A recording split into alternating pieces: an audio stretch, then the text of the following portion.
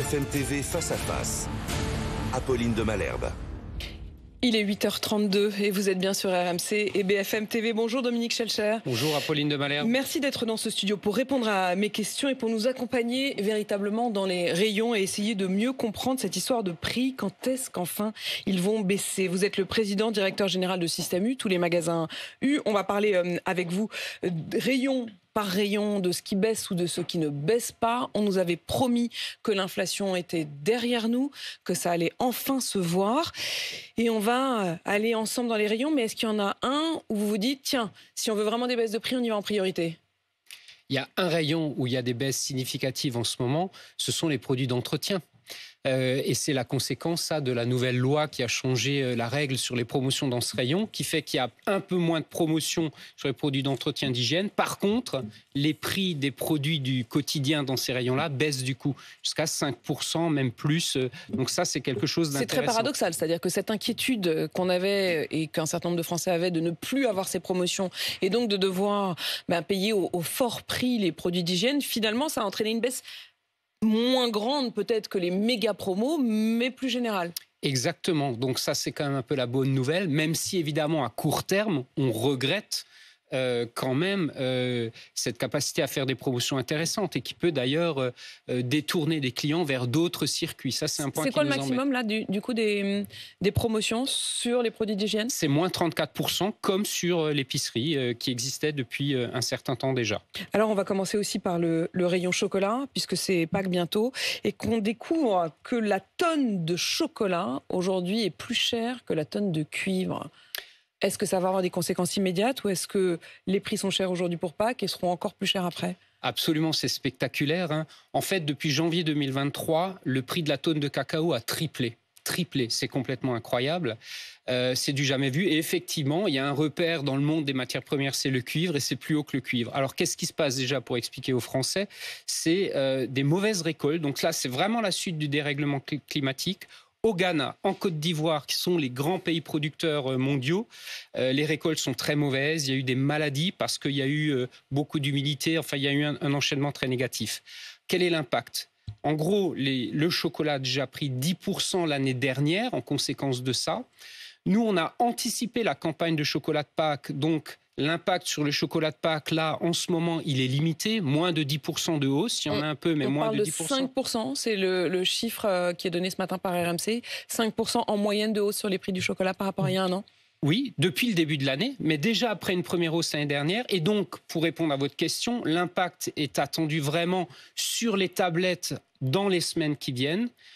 Sur le chocolat de Noël, ça c'est sûr. Ça, il faut s'attendre à un impact fort sur le chocolat de Noël. Et alors sur Pâques 2025, probablement, si la donne ne change pas.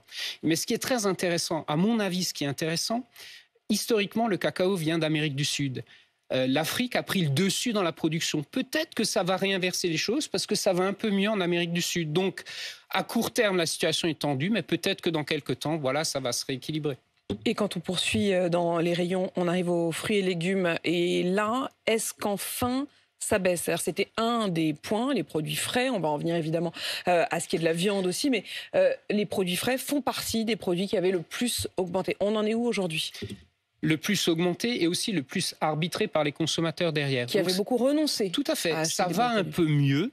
Par exemple, le premier rayon qui avait fortement augmenté sous le coup du prix du carburant, c'était la marée. Donc le poisson, les filets de poisson. Ça va un peu mieux, ça a baissé. Donc globalement, sur les rayons métiers du frais, comme on les appelle, ça a sensiblement baissé, ça va un peu mieux. Mais ça a baissé...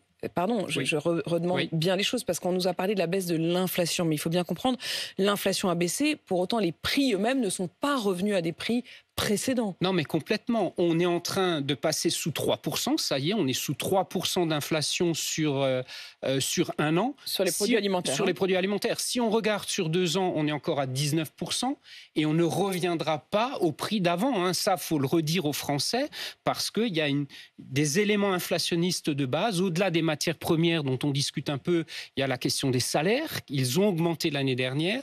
Il y a la question de l'énergie qui pèse. Et donc, pour ce type de raison, raison-là, on ne reviendra pas au prix d'avant.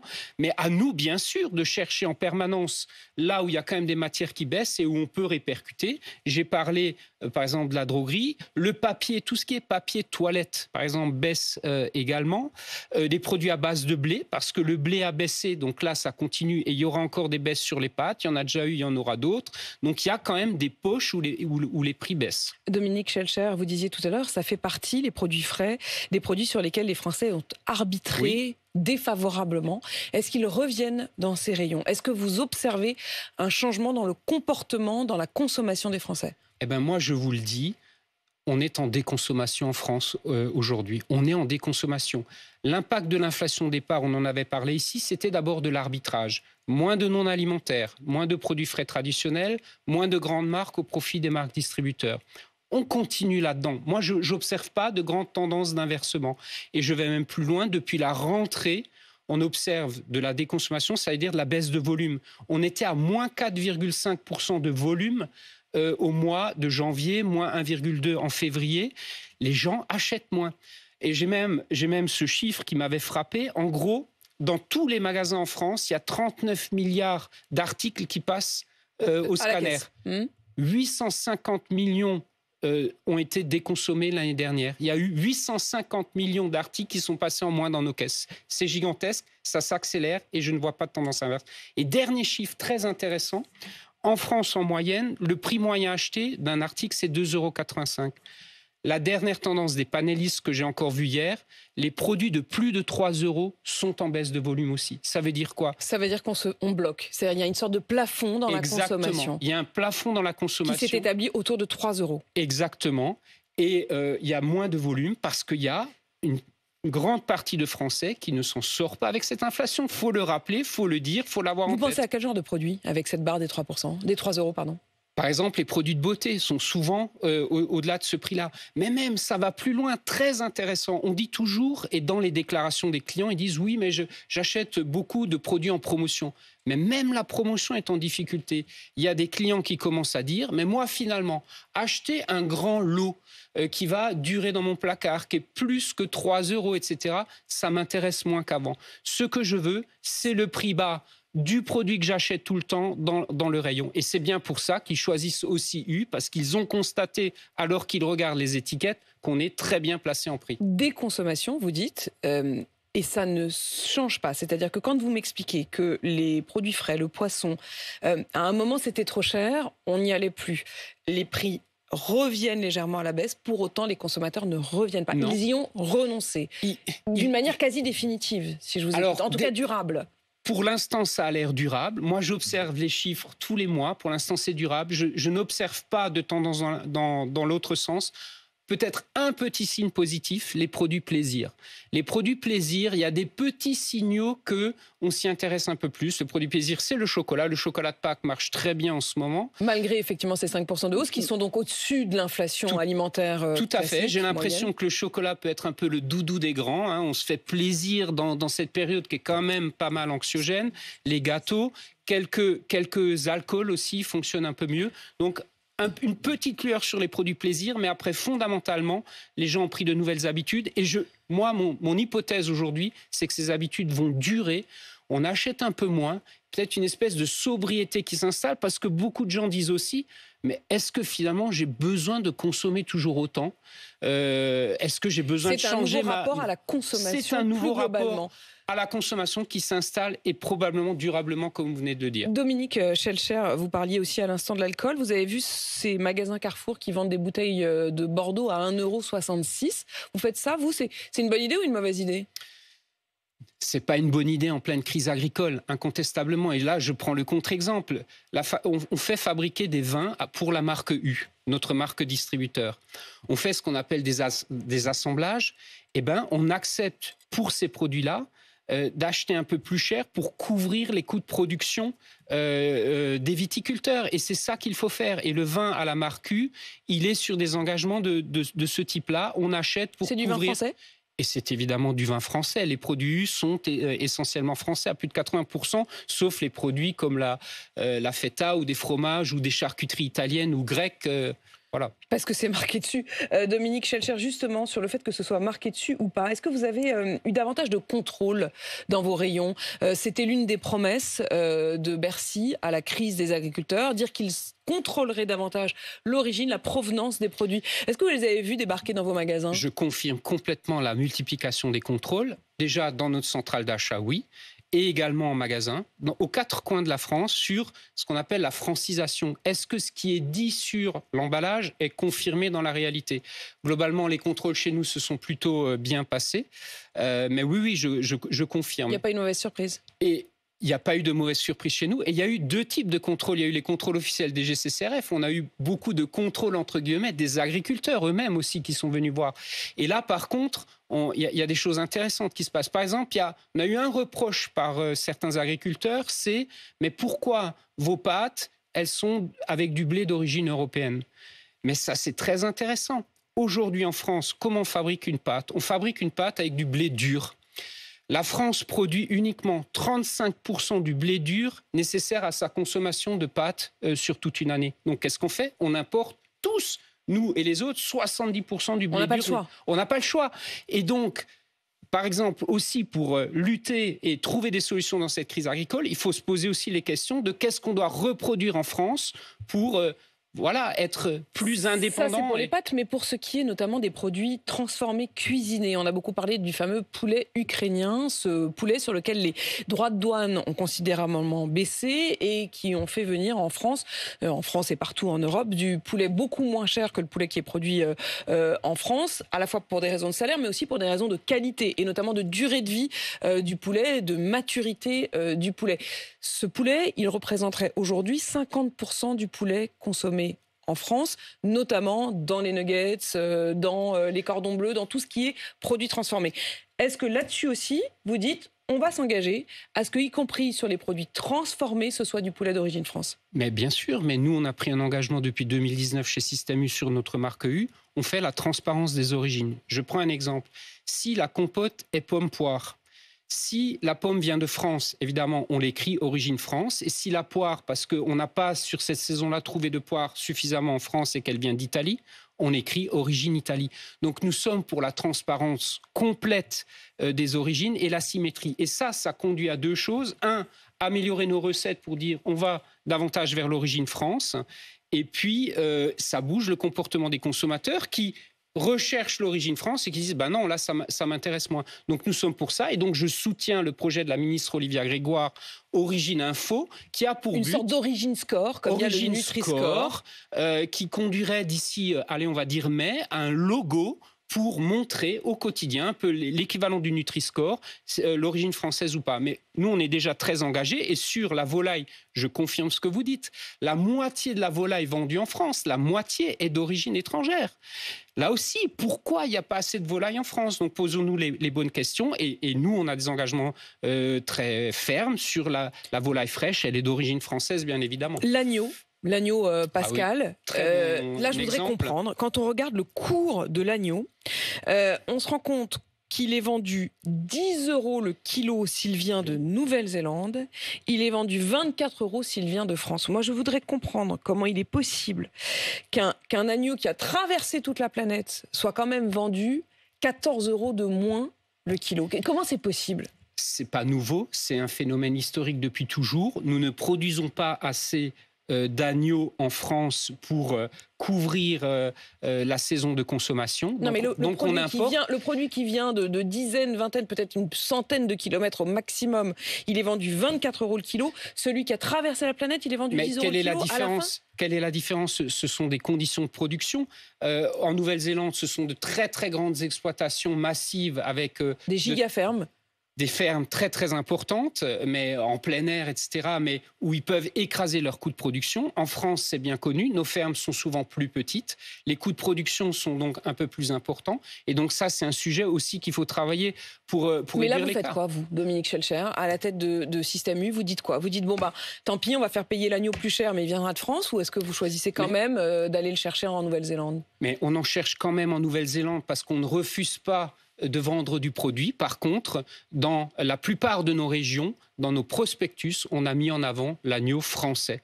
Et malheureusement... Donc, en fait, vous dites aux consommateurs, c'est à vous de faire aussi le boulot. Absolument. Est-ce que vous êtes prêt à payer 24 € le kilo pour avoir de l'agneau français, ou est-ce que vous êtes trop ric-rac, vous allez prendre l'agneau qu'on vous propose de Nouvelle-Zélande ? Il y a un petit risque. Quand on assume de mettre dans notre prospectus, dans la plupart de nos régions, l'agneau d'origine française, on sait qu'on risque d'en manquer parce qu'il n'y en a pas assez en production. Mais donc, vous voyez, on est prêt à l'assumer et à dire, bah oui, malheureusement, passez votre commande, il n'y en aura peut-être pas pour tout le monde, on fait nos meilleurs efforts, mais il n'y a pas forcément les quantités. Dominique Schelcher, je vous ai souvent reçu ici à des moments de hausse du carburant et vous faisiez le boulot, vous les distributeurs, en disant bon, on est prêt à vendre éventuellement à prix coûtant. Le gouvernement vous avait même demandé de vendre à perte et puis finalement il y a eu des aides. On l'entend, désormais les aides c'est fini. Le mot rigueur est prononcé par le gouvernement. Il n'y a plus d'argent dans les caisses. Le déficit est considérable, bien plus important qu'il n'imaginait. Le fait que vous ayez été, vous aussi, aux avant-postes des aides différentes qui ont été mises en place. Il y avait le fameux panier anti-inflation, il y avait les aides à la pompe. Est-ce qu'aujourd'hui, vous vous dites, on bascule dans une nouvelle ère et vous allez vous-même en être les témoins ? Je suis d'accord qu'on bascule dans une nouvelle ère. Je suis chef d'entreprise. J'ai une responsabilité de mener, de diriger mon groupe. Quand je vois le contexte, évidemment, du déficit, ça me préoccupe. Et on ne peut que aller dans le sens d'une gestion et d'une réduction de ce déficit. Et je vais vous dire, Système U est un groupe qui se porte plutôt bien, mais on prépare l'avenir. Et avec l'équipe de direction de la coopérative, on a décidé, nous aussi, par exemple, de chercher des économies. Je veux dire, où ça ? Dans nos frais de fonctionnement interne. Pourquoi ? Parce qu'on sent que l'économie est en train de ralentir. Je vous ai parlé de déconsommation. On se prépare, nous aussi, à la suite. Donc, que le gouvernement prenne des dispositions pour réduire le déficit demain, trouver des solutions, moi, en tant que chef d'entreprise, je peux que soutenir cette orientation-là. Qui a gagné la bataille entre les industriels et les distributeurs ? Ce qui est sûr, c'est qu'il y a eu une crise agricole ces derniers jours et qu'il y a aujourd'hui une partie prenante de cette chaîne alimentaire qui ne s'en sort pas, c'est le monde agricole. Et donc lui, il faut travailler, et c'est ce qu'on fait d'ailleurs actuellement ardemment pour améliorer. Mettons-le de côté et parlons de ce qui s'est passé quand même dans ces fameuses négociations commerciales. On a l'impression de les avoir suivies quasiment au jour le jour. C'est vrai. Un véritable bras de fer entre vous, les distributeurs, et les très grandes marques des industriels de l'agroalimentaire notamment. Est-ce qu'à la fin, les augmentations considérables qu'ils demandaient, vous qui disiez non mais ils nous demandent trop, qui gagne à la fin ? Ce qu'on constate, c'est qu'il y a un quart des produits qui baissent et le reste qui est aux alentours de... Ça veut dire qu'il y en a trois quarts qui montent. Il y en a trois quarts qui montent, mais très légèrement. Et moi, je vous répète ce que j'ai toujours dit ici, c'est que du côté des grandes multinationales, avec qui on a eu parfois des discussions difficiles, je pense que pendant cette période où les chiffres d'affaires ont été relativement importants et soutenus pour elles, elles n'ont pas forcément assez joué le jeu de l'aide des Français sur cette inflation. Et on le voit, et on suit les résultats qu'elles font et qui sont importants. Je parle des multinationales, encore une fois. Elles auraient pu parfois jouer... Vous parlez de Danone, de Coca, de Nestlé. D'accompagner davantage les Français. Et nos désaccords étaient souvent là-dessus. On ne comprenait pas le niveau de hausse demandé. On disait, expliquez-nous-le, faites la transparence là-dessus. On ne l'a pas toujours obtenu. Et c'est ça qui a parfois créé de la friction. Est-ce que les consommateurs ont arbitré? C'est-à-dire, est-ce que dans ce combat, le fait que le Coca soit passé trop cher, le fait que entre un yaourt Danone très cher et un yaourt Super U ou Leclerc, mais complètement, les consommateurs choisissent désormais vos marques. Le produit U est 25 à 35% moins cher, mais les Français ont choisi, arbitrent, délaissent les grandes marques et surtout dans les études, ce qui est très intéressant, disent même maintenant, mais pour nous, ce sont des produits équivalents qui sont qualitativement très bons et les Français ont raison de faire ces choix-là. Sur le CETA, vous l'avez vu, les sénateurs ont dit non. Le CETA, c'est cet accord de libre-échange entre le Canada et l'Europe. Est-ce que ça aura des conséquences si ce vote est confirmé ? avec le Canada, moi, simplement ce que je dis, c'est qu'il faut qu'un accord soit simplement équilibré. C'est-à-dire que si au bout du compte, il y a des échanges... C'est la fameuse question des clauses miroirs. Voilà, c'est-à-dire c'est qu'on ça. impose comme norme aux Européens, on doit l'imposer aussi de l'autre côté. Fondamentalement, moi, on ne peut pas être contre des échanges internationaux, c'est le monde économique aujourd'hui. Par contre, je comprends les agriculteurs, il faut les bonnes contreparties. Et après, les agriculteurs sont aussi contents, évidemment, d'exporter. Mais encore, faut-il qu'ils aient... Mais est-ce qu'il y aura des conséquences ? Est-ce que le CETA a des conséquences sur vous dans les importations que vous faites depuis le Canada ? On en fait... Du Canada, pas forcément beaucoup. Il y a un point particulier, c'est la graine de moutarde. Beaucoup de la graine de moutarde, par exemple. Et on se souvient évidemment du moment où il y avait une pénurie de graines de moutarde. Voilà, donc oui, il y aura sans doute des impacts dans un sens ou dans un autre. Moi, je suis pour des accords équilibrés et avec les bonnes contreparties pour aussi nos agriculteurs. Merci Dominique Schelcher, président, directeur général de Système U. Et vous nous le dites, effectivement, ce matin, c'est aussi cette question de la déconsommation qui est aujourd'hui 8h52.